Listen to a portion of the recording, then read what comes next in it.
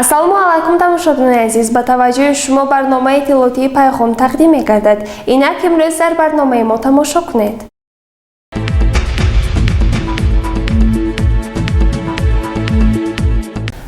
дар рӯзҳои таҷлили иди Саиди Қурбон, раиси шаҳри Панҷакент Холиқзода Абдухолиқ бо ҳамроҳии муовини раиси вилояти Суғд Зариф Мирдадо аз қисмҳои ҳарбии шаҳри Панҷакент дидан намуда, бо фаъолияти қисмҳои ҳарбӣ шинос шуда, бо табрикоти самимона ҳайати афсарону сарбозонро ба муҳофизати марзу буми ватан даъват намуданд.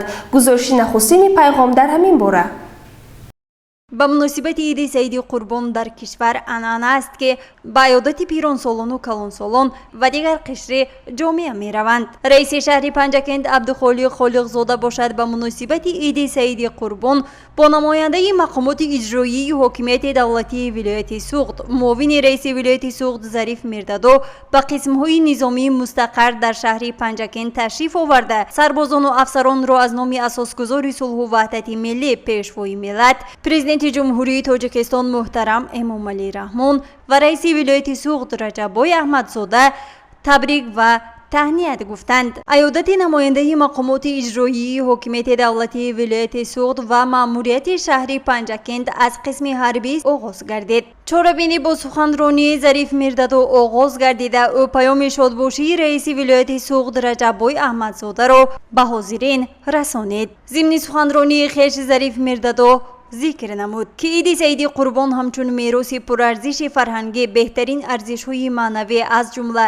илму маърифат, хайру саховат, покизагиву накӯкорӣ, созандагиву бунёдкорӣ ва таҳаммулгароиро дар худ таҷассум намуда, аҳли ҷомеаро ба амалҳои нек ҳидоят менамояд.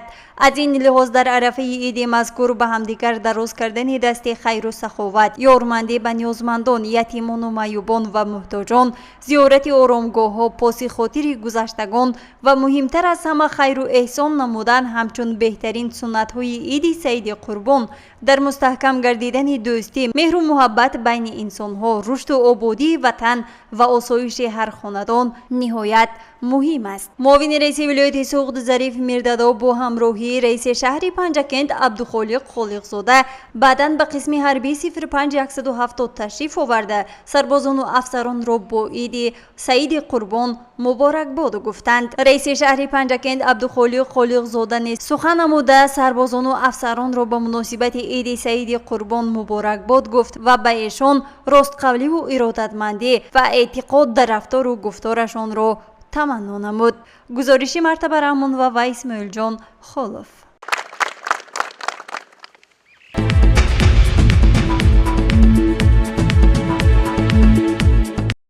намояндаи мақомоти иҷроии ҳокимияти давлатии вилояти Суғд бо ҳамроҳии муовини раиси шаҳри Панҷакент Парвина Нақибӣ ба муассисаи давлатии хона интернати пиронсолону маъюбони шаҳри Панҷакент ташриф оварда, бошандагони ин муассисаи иҷтимоиро ба муносибати иди Саиди Қурбон бо ташкили дастурхони идона табрику муборакбод намуданд. ба гузориши мо таваҷҷӯҳ намоед.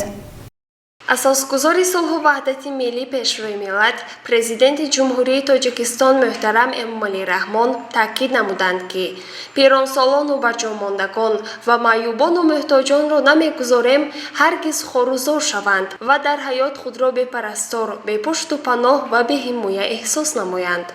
баҳри иҷрои дастуру супоришҳои пешрои муаззами миллат, президенти ҷумҳурии Тоҷикистон муҳтарам Эмомалӣ Раҳмон ҷиҳати дастгирии пиронсолону маъюбон, намояндаи вилояти Суғд, муовини якуми сардори раисати беҳдошти замин ва обёрии вилояти Суғд Ҳалимҷон Ҳоҷиев ва муовини раиси шаҳри Панҷакент Парвина Нақибӣ бахшида ба иди Саиди Қурбон аз муассисаи давлатии хона интернати пиронсолон ва маъюбони шаҳри Панҷакент дидан намуда, бошандагони ин муассисаро бо иди Саиди Қурбон табрик намуданд. баҳри бошандагон дастурхони идона ороста шуда, намояндаи вилояти Суғд паёми табрикотии раиси вилояти Суғд муҳтарам Раҷаббой Аҳмадзодаро ба сами ҳозирин расонид ва қайд намуд ки ҳукумати ҷумҳурии Тоҷикистон зери роҳбарии бевоситаи пешрои муаззами миллат ҷаноби олӣ муҳтарам Эмомалӣ Раҳмон дастгириву пуштибонӣ ба ятимону бепарасторонро дар меҳвари сиёсати иҷтимоии худ қарор дода, кӯшиш месозанд то тамоми шароитҳо барои шахсон шахсони имконияти маҳдуд дошта пиронсолону бепарасторон муҳайё бошад. сипас муовини раиси шаҳри Панҷакент Парвина Нақибӣ бошандагони муассисаи давлатии хона интернети пиронсолон ва маъюбони шаҳрро аз номи раиси шаҳри Панҷакент ба муносибати Иди Саиди Қурбон табрик намуд. воқеан ҳам Иди Саиди Қурбон ҳамчун мероси пурарзиши фарҳангӣ, беҳтарин арзишҳои маънавӣ аз ҷумла илму маърифат, хайру саховат, покизагиву накӯкорӣ, созандагиву бунёдкорӣ ва таҳаммулгароиро дар худ таҷассум намуда, аҳли ҷомеаро ба амалҳои нек ҳидоят менамояд. аз ин лиҳоз дар арафаи Иди Саиди Қурбон ба ҳамдигар дароз кардани дасти хайру саховат, ёрмандӣ ба ниёзмандон, ятимону маъюбон ва муҳтоҷон, поси хотири гузаштагон ва муҳимтар аз ҳама хайру эҳсон намудан ҳамчун беҳтарин суннатҳои Иди Саиди Қурбон дар мустаҳкам гардидани дӯстӣ, меҳру муҳаббати байни инсонҳо, рушду ободии ватан ва осоиши ҳар хонадон ниҳоят муҳим мебошад. гузориши Сабрина Акрам ва Вайс Малҷон Холов.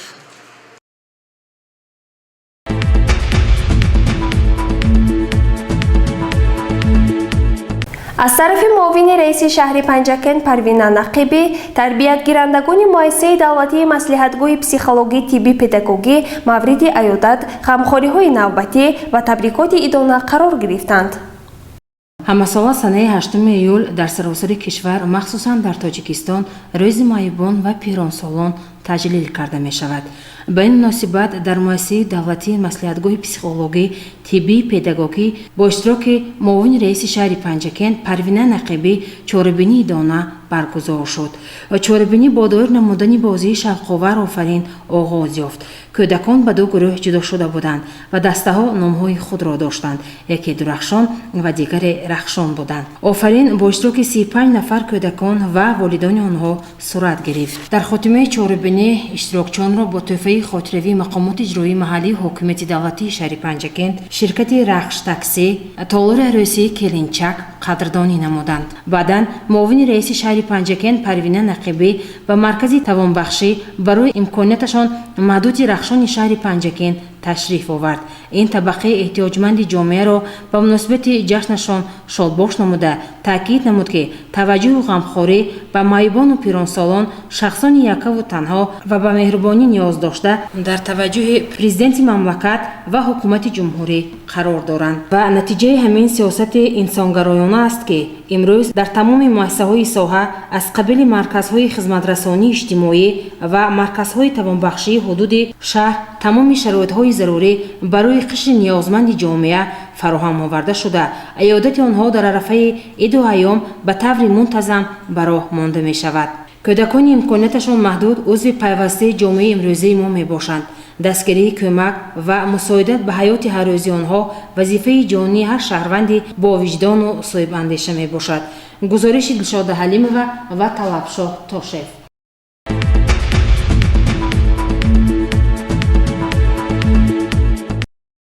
дар қисми низомии 0203 бо иштироки муовини раиси шаҳри Панҷакент Парвина Нақибӣ барномаи фарҳангӣ доир гардид. Иди Саиди Қурбон дар қатори дигар маросиму ҷашнҳои милливу давлатии мо аз ҷумлаи суннатҳои эътиқодиву динии халқамон маҳсуб меёбад. бо ташаббуси асосгузори сулҳу ваҳдати миллӣ пешвои миллат президенти ҷумҳурии Тоҷикистон муҳтарам Эмомалӣ Раҳмон дар марҳалаи давлатдории навини миллиамон Иди Қурбон ҳамчун мероси пурарзиши гузаштагонамон шинохта шуд ва идҳои Саиди Қурбон ва Рамазон дар қонун дар бораи рӯзҳои ид ҳамчун рӯзи ид ворид шуда рӯзҳои истироҳат эълон гардиданд. ба ин муносибат дар арафаи Иди Қурбон аз қисмҳои ҳарбии шаҳри Панҷакент муовини раиси шаҳри Панҷакент Парвина Нақибӣ боздид намуд. Парвина Нақибӣ аз қисмҳои мустақарри шаҳри Панҷакент боздид намуда сарбозону афсаронро аз номи раиси шаҳри Панҷакент Абдуқолиқ Холиқзода шодбош гуфт ва ба сарбозон тӯҳфаҳои хотиравӣ тақдим гардид. муовини раиси шаҳр ҳайати қисми низомиро бо Иди Қурбон таҳният гуфта аз фазои ором дар кишвар зикр намуд. Иди Қурбон ва дигар маросиму ҷашнҳои милливу динӣ дар фазои истиқлолу озодӣ ва амнияту оромӣ ки бузургтарин дастоварди мардумамон мебошад таҷлил мекунем, таъкид намуд муовини раиси шаҳр Парвина Нақибӣ. او اینچنین ذکر نمود معنی و فلسفه عید قربان به قدر یکدیگر رسیدن، حرمت و احترام یکدیگر به جا آوردن و به همدیگر دلسوز و غمخوار بودن است. همچنین آموزش علم و معرفت، زحمت دوستی و آبادکاری، صبر و تحمل و دیگر ارزش‌های نیک و سازنده از جمله مسائل‌های مهم حیاتی میباشند که در تعلیمات دینی مبین اسلام به آنها اعتبار زیاد داده شده است. افزود او در فرجام باشد از جانب شعبه فرهنگ مقامات اجرایی حاکمیت دولتی شهر پنجکند بهر بولید خاطری سربازان و افسران چاره‌بینی فرهنگی دایر گردید. گزارش مرتبه رحمان و اسماعیل جان. در باغ خرامه آن ماهینا رسیده دومان کشاله میرفت گلها را چیده با صد قهر و تمکین برگشتی دویده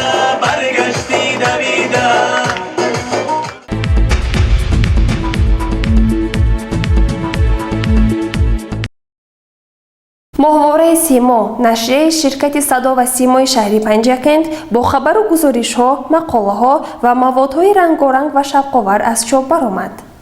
کرسی بازآموزی برای رئیسان کمیته های اجرایی حزب خلق دموکراتی تاجیکستان طول یک هفته در شهر پنجکند دایر گردید. در این باره در شماره نوبتی ماهواره سیما تحت رقم 4 در ماه می ایون نشر شده است. در ماهواره باز بسیار خبرهای جالب و دقت جلب کننده به نشر رسیدند که یکی از آنها تجلیل 81 سالگی شاعر خلق تاجیکستان استاد لایق شیرالی در شهر پنجکند و روز تجلیل 6 مقام می باشد. اینچنین در ماهواره سیما سلسله مقاله عاید به حقوق زن در جامعه و عائله آمده است تا که زنها از حقوق عهده‌داری های خود باخبر باشند. در مقاله تبعیض چی را میفهماند و فرقیت آن از خشونت در چیست سخن درباره یک زن 40 ساله ساکن شهر پنجکند می رود که برای قد پست و پوست سبزی نداشتنش هر روز از شوهرش تحقیر می شنود و این باعث می شود که فرزندانش نیز او را بد بینند و تحقیر و پست زنی آنها تا به جایی می رسد که زن قریب دست به خودکشی می زند. این حالت نه تنها در این زن بلکه در اکثریت عائله ها به نظر می رسد. در صفحه 3 اون مقاله درباره آشی پلاوی پنجکند نشر گردیده است. تاجیکستان با مقدسات خود بین جهانیان مشهور است. تاجیکان با طعام‌های ملی خود مشهور عالم می باشند. مردم پنجکندی باستانی نیز با پختن غذاهای خوش‌طعم و با لذت خویش که نامگوی آنها خیلی زیادند نام برآوردند. یکی از خوراک‌های ملی تاجیکی که خیلی مشهور است آش پلاو است. این طعام را در تمام منطقه‌های وادی تاجیکستان به طور خاص تیار می‌کنند، اما از چی باشد طعم و رنگ آن در پنجکند خیلی خاص است. در اکثر شهرها آش پنجکند را تیار می‌کنند. همه محصولات‌هایش یک خیل استفاده می‌شوند، اما طعم آن دیگر می‌شود. چنانه می‌گویند نان سمرقند و آش پنجکند. پس آش پلاوی پنجکند را باید تنها در خود پنجکند باستانی پخت و تناول نمود تا لذتش تا دیرگاه در کام‌ها بماند، نوشته است مؤلف آن میسره تیلویوا. مورد به قید است که ماهواره سیما ماهی یک مرتبه به چاپ می‌براید و موضوعهای گوناگون و جالب، دقت جلب کننده و خبرهای روز در آن نشر می‌شوند. نشریه در وزارت فرهنگ جمهوری تاجیکستان تحت رقم 113 نامنویس شده در مطبعه میگا پرینت چاپ می‌شود و تعداد آن 500 نسخه است.